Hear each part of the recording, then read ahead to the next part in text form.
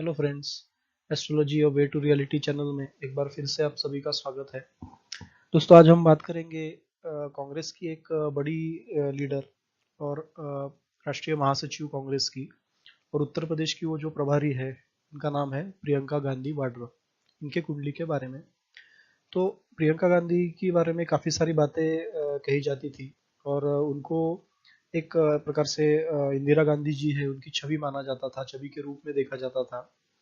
और कुछ हद तक उनकी कुंडली में ऐसे योग भी है जो हम आगे देखने वाले हैं। तो उनसे कंपैरिजन करने के बाद डेफिनेटली कुछ योग हमको ऐसे पता चलते हैं कि इंदिरा गांधी से इनकी पर्सनैलिटी मैच करती है। लेकिन उनकी कुंडली में कुछ ऐसे भी योग थे जो कि उनके वाणी पर उनका मतलब एक प्रकार से वाणी पर कंट्रोल नहीं रहता है और कुछ बातें ऐसे कह देती है कि जिससे फिर लोगों के मन में कुछ शंकाएं पैदा हो जाती है इनके बारे में। तो ऐसे कौन से योग है ये हम आज जानेंगे।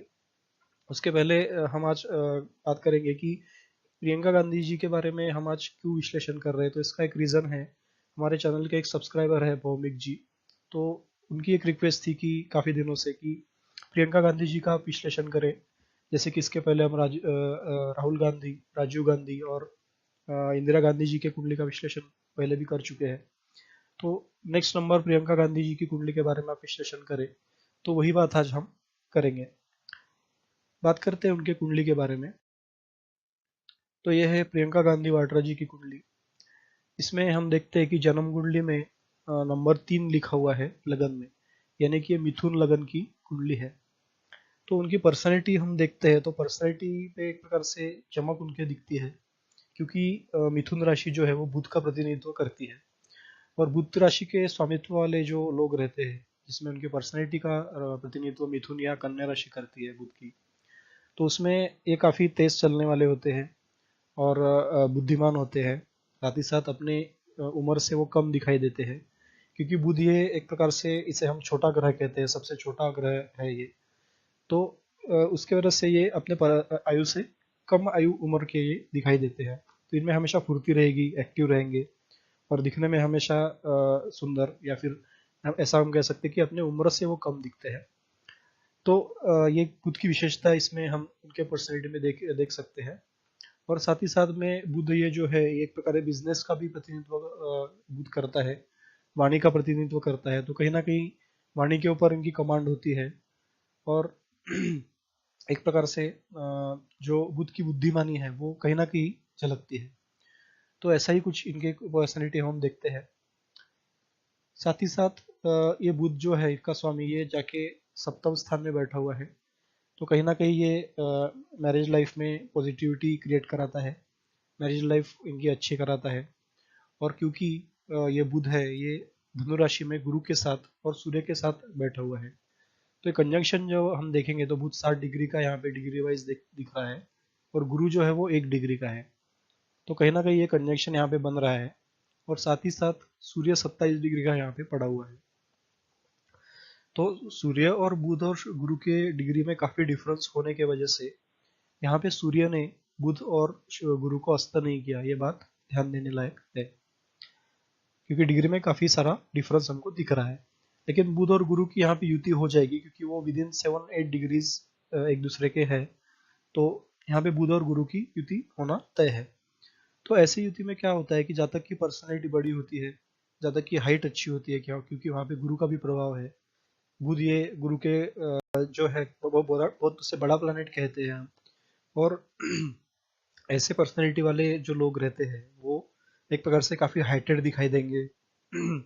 साथ ही साथ लगन का स्वामी जो है वो गुरु के गुण हर लेगा, क्योंकि गुरु के साथ उसका कंजंक्शन है। तो ऐसे व्यक्ति विचारों से बड़े, हाइट से बड़े और काफी विस्तारवादी दायरा रखने वाले होते हैं और हमेशा ये अपने प्रगति के ऊपर अग्रसर रहते हुए दिखाई देते हैं, क्योंकि गुरु का स्वभाव यह है कि वो विवेक से या अपने नॉलेज से इंसान को आगे बढ़ाता है। तो ये बुध और गुरु की युति यहाँ पे सर्वश्रेष्ठ है। और क्योंकि वहां पे सूर्य भी बैठे हुए हैं तो एक प्रकार से ये तेजस्विता इनको प्रदान करते हैं और सूर्य अपनी सप्तम दृष्टि से लगन को देख रहे हैं। तो कहीं ना कहीं सूर्य का तेज, लीडरशिप, ये सब क्वालिटी इनके पर्सनैलिटी में आ जाएगी और जन्मदात हम उसको देख रहे हैं। तो अब आगे जाके हम देखते हैं कि इनके वाणी में जो केतु बैठा हुआ है यहाँ पे, तो ये कहीं ना कहीं वाणी को खराब कर रहा है, क्योंकि एक तो ये जो इसका स्वामी चंद्र है कर्क राशि का, ये जाके बैठा हुआ है षष्ठ स्थान में, शत्रुओं के स्थान में। तो चंद्र नीच का बैठा हुआ है यहाँ पे, क्योंकि वो वृश्चिक राशि में है और वो वाणी का स्वामी है, तो कहीं ना कहीं इनके वाणी को वो खराब करता है। और केतु वहां पे होने से ये एक प्रकार से कहीं ना कहीं लोगों के सामने आके बोलने से कहीं ना कहीं ये बचती है, ऐसा ही इसमें से हमको दिख रहा है। तो चंद्र नीच का होने की वजह से और वो वाणी का स्वामी होने की वजह से कहीं ना कहीं ये ऐसे से विधान कर देंगी कि जो खुद ही इनको कंट्रोवर्सी में लाके खड़ा कर देगा। और जो छवि हम इनको देखते हैं, ये सूर्य बुध और गुरु की वजह से इनको छवि देखते हैं हम इंदिरा गांधी की, तो कहीं ना कहीं उस छवि को यहाँ पे प्रॉब्लम्स उसमें क्रिएट हो जाते हैं। तो इसी का कारण ये है कि अभी तक ये इन्होंने कांग्रेस में होते हुए भी, अभी इनकी 48 ईयर्स की उम्र है, तो फिर भी ये कांग्रेस में मतलब अभी पीएम के पद पे या फिर किसी और बड़े पद के लिए इनको नहीं देखा जा रहा है, तो इसी का कारण ये है। अब देखेंगे कि चंद्र की जो स्थिति षष्ठ स्थान में है और वो नीच होके बैठा है, तो कहीं ना कहीं ये माता के लिए प्रॉब्लम्स क्रिएट करता है। हमने देखा है कि रिसेंटली सोनिया गांधी जो उनकी माता है, वो उनको कुछ बड़ी बीमारी हुई थी जिसके कारण उन्हें अमेरिका जाना था। और उसी के कारण अभी इसका रिजल्ट ये है कि उनको रेगुलरली वहाँ पे जाके ट्रीटमेंट लेनी पड़ती है और वो सक्रियता अपनी पॉलिटिक्स में या राजनीति में नहीं दे पाती है। तो ये माता की हेल्थ को खराब करने वाला चंद्र का यहाँ पे योग दिख रहा है। और साथ ही साथ में इनका जो मंगल है ये दशम स्थान में जाके बैठा हुआ है। अभी दशम स्थान का मंगल दशम स्थान में जब जाता है मंगल मित्र की राशि में, तो वो कारक बन जाता है और काफी अच्छे फल इनको देता है। और साथ ही साथ में जो बिजनेस करने की इनको टेंडेंसी है वो बहुत अच्छी इनको देगा, एक सक्सेसफुल बिजनेसमैन इनको जरूर बनाएगा। तो इनको इनके पति जो है रॉबर्ट वाड्रा, तो एक सक्सेसफुल बिजनेसमैन हम इसको इनको कह सकते हैं।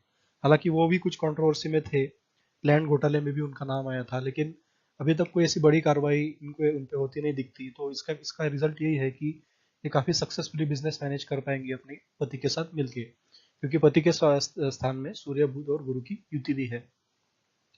तो ये मंगल जो दशम स्थान में बैठा है ये अच्छा तो है, लेकिन इनके पिता के हेल्थ को वो खराब करेगा, इनके पिता से इनको वियोग करा देगा बचपन में।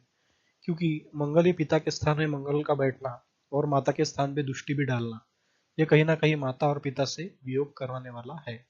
तो माता से इनका इतना क्लोज रिलेशन नहीं होगा और पिता से क्लोज रिलेशन होते हुए भी इनका वियोग हो जाएगा। तो बचपन में इनके पिता, बचपन मतलब इनकी एक एज आते मतलब एक यंगस्टर थी वो, तब वो टाइम पे उनके पिता की डेथ होती है। तो ये एक काफी मतलब स्ट्रगलिंग योग यहाँ पे पिता के लिए मंगल ने बना दिया।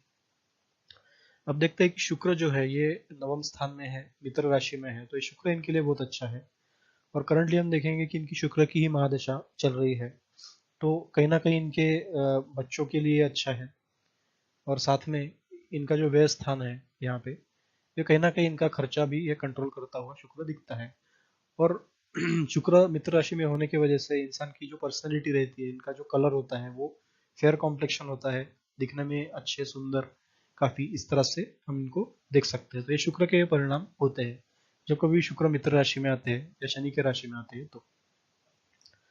तो हमने देखा कि ये जो मिथुन राशि थी, इनका लगन में जो बैठी 3 नंबर जो लिखा हुआ है, इसमें कहीं ना कहीं ये द्विस्वभाव राशि है मिथुन, तो इसके वजह से इनकी जो पर्सनैलिटी रहेगी ये ड्यूअल रहेगी। मतलब ये तो हाइटेड तो है ही, क्योंकि गुरु की दृष्टि वहां पे पड़ रही है। और साथ ही साथ ये एक मैनली इनकी पर्सनालिटी, इनका चेहरा अगर आप देखते हैं तो ऐसा लगता है कि किसी पुरुष, कोई पुरुष चला आ रहा है या पुरुष के जैसा इनका चेहरा हमको देखने को मिलता है। तो ये विशेषता होती है कन्या और मिथुन लगन में होने से, क्योंकि कहीं ना कहीं ये दूसरे मतलब विभिन्न लिंग का जो गुण होता है वो इनके पर्सनैलिटी में आ जाता है। अगर गर्ल है तो बॉय का आएगा, बॉय है तो गर्ल का आएगा। तो कहीं ना कहीं ये इनके चेहरे पे साफ दिखाई देता है। तो ये थी जानकारी बेसिक जन्म कुंडली और नवमांश के बारे में। हालांकि नवमांश का स्टडी हम अगर करते हैं तो गुरु इनके लगन में बैठा हुआ है और ये गुरु से प्रभावित इनकी पर्सनैलिटी जरूर रहेगी। हालांकि यहाँ पे गुरु और राहु का चांडाल योग भी बनता है, लेकिन गुरु यहाँ पे मित्र के राशि में है तो गुरु यहाँ पे प्रभावी रहेगा।